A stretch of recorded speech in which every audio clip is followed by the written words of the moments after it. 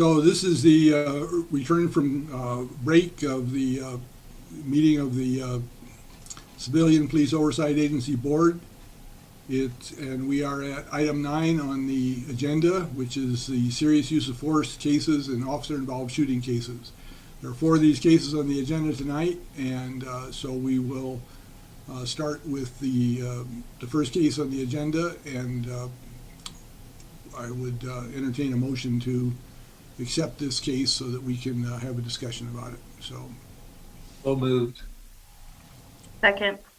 All right, so we have a motion and a second to discuss the serious use of force case 18-0068735. So is there any board members have something they would like to say about this case?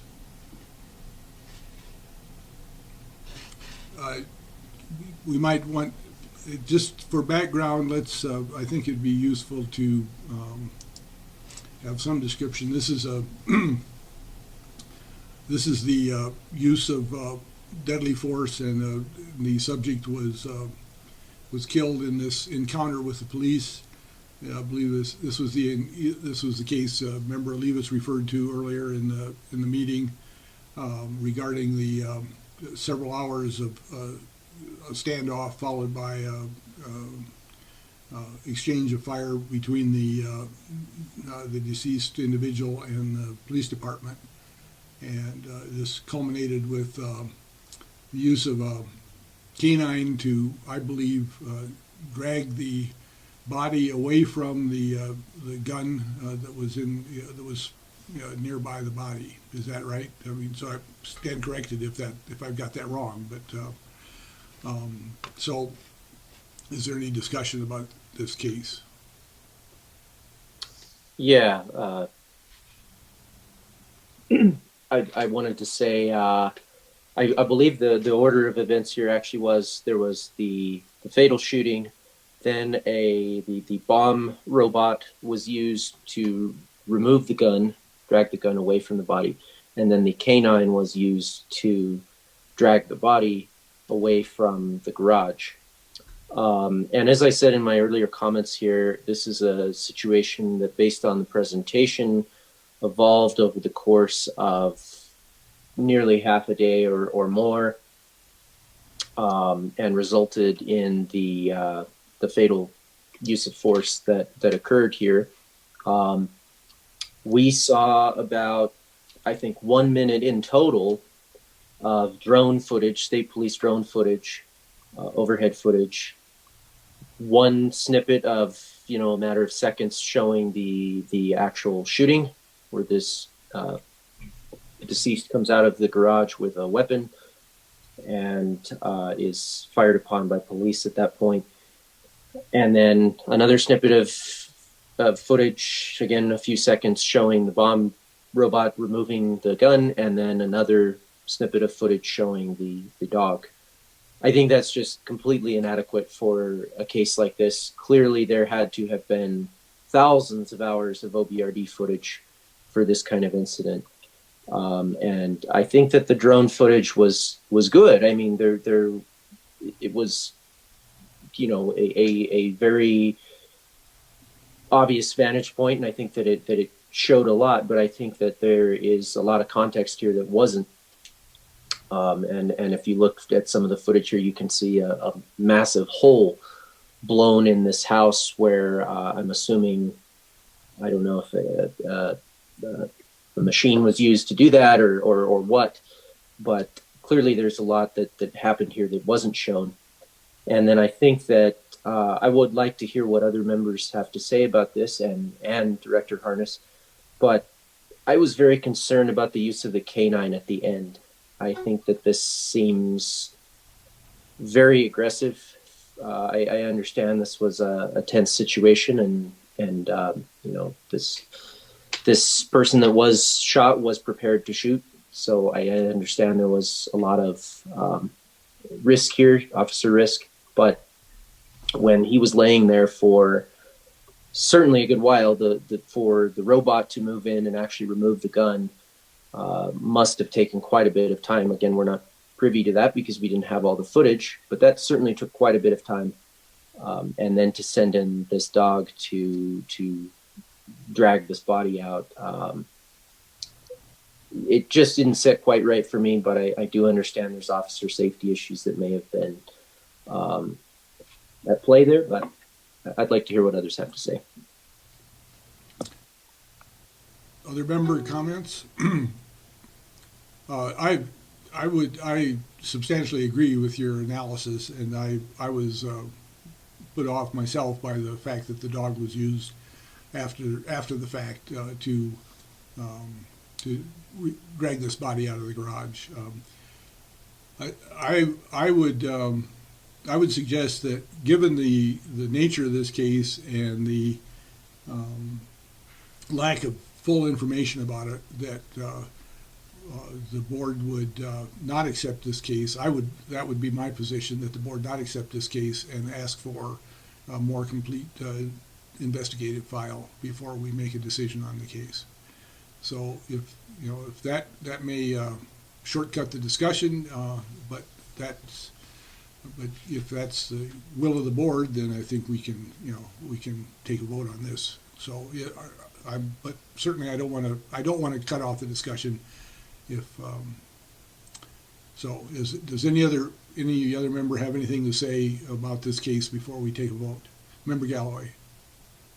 So I agree about the dog at the end, but I was just going back through my email trying to find it. But if somebody could just remember with me, I seem to recall the suspect firing on officers before they returned fire. And so that, as far as the use of deadly force, seemed appropriate. But am I misremembering that? Didn't he fire before the officers returned fire? Okay. Yes, that's correct. Yeah, and so in my view, this isn't. I'm not trying to argue the merits of the case. I'm just suggesting that we don't have sufficient information, and given the severity of the case, I mean the gravity of the case, that we have an obligation to look at more complete information before we make a decision on that. So, is there any other discussion about this case before we take a vote as to accept it? I just would like to hear Director Harness's opinion, since he was at Force Review Board.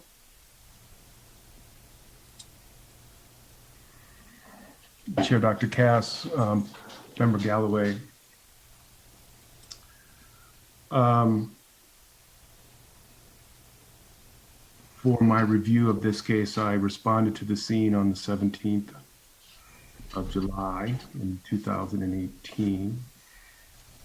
Reviewed the CADs, reviewed the APD field services reports, reviewed criminalistics, the force division reports, the multi-agency task force reports on body recording devices and appropriate policies. And I attended the Force Review Board briefing on the 11th of June of 2020.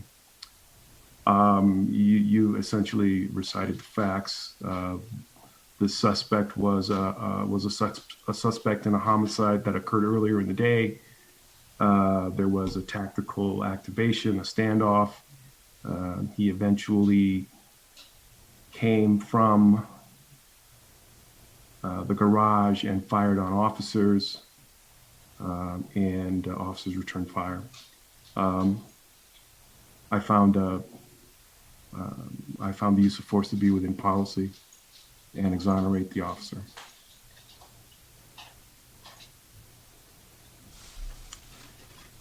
Director Harness, I have a question for you. So is the only use of force we're evaluating here then, obviously on the scale of use of force, the most serious is the lethal use of force. So is that the only real thing we're evaluating here? Chair Dr. Cass, Member Olivas, the board can choose to evaluate whatever aspects of the case that they choose to. I'm looking at it from the standpoint of the use of deadly force, And whether or not you want to examine the tactics of using the dog after someone has been shot, that's the purview of the board. But I don't have a problem with it, given the fact that the subject is armed. You don't know what else is in the garage where he was taking cover prior to coming out of the garage and then firing on officers. And so they chose to use the dog to move the body in order for officer safety. And in this instance, I don't have a problem with that tactic. Thank you.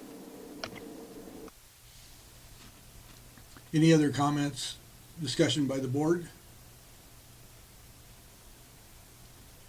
Okay, seeing no further discussion, I would call for a vote to accept the findings of the Force Review Board that this case was within policy and accepted by the Force Review Board.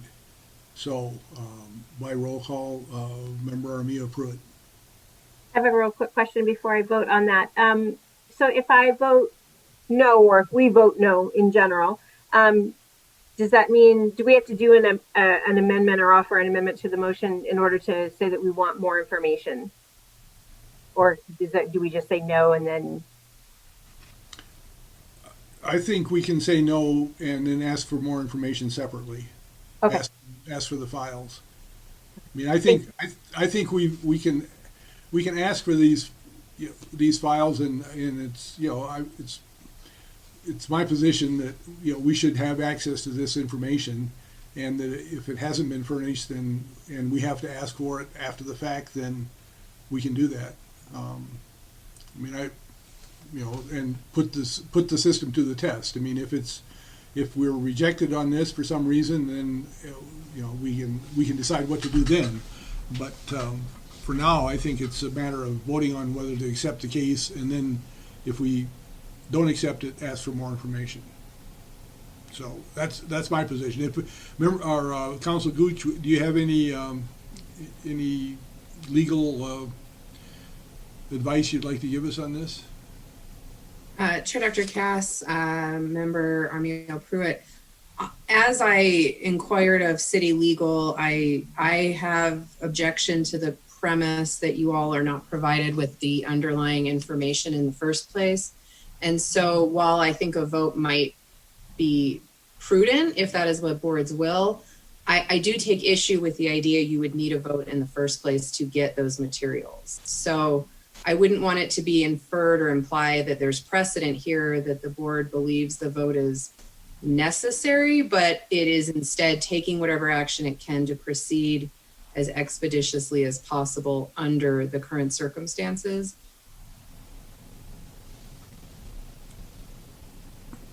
So my question to that would be,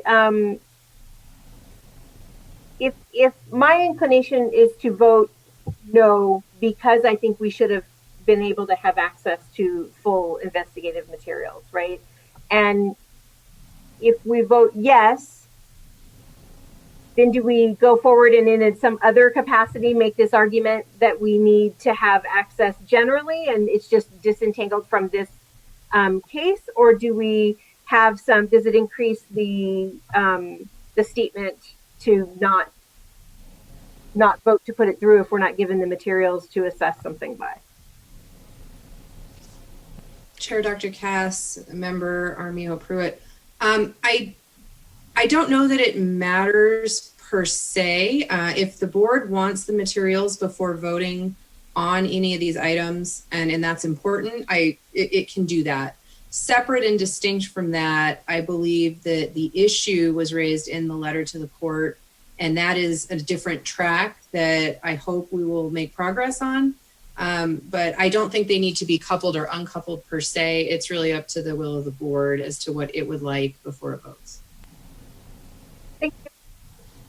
So I go ahead and give my vote now, Dr. Cass, or do you have to call for it Yes, again? I think we're in the middle of the vote, and so yes, it's your turn to vote. Thank you. No. Okay, Member Galloway.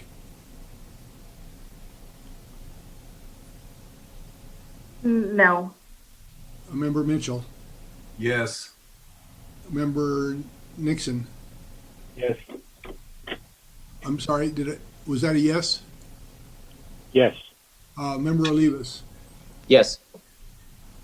And the chair votes no, so I believe the cases failed on the tie vote 3-3, accepting the case. So now we can take a separate action to ask for more information on this case. And then we would rehear this at a later time.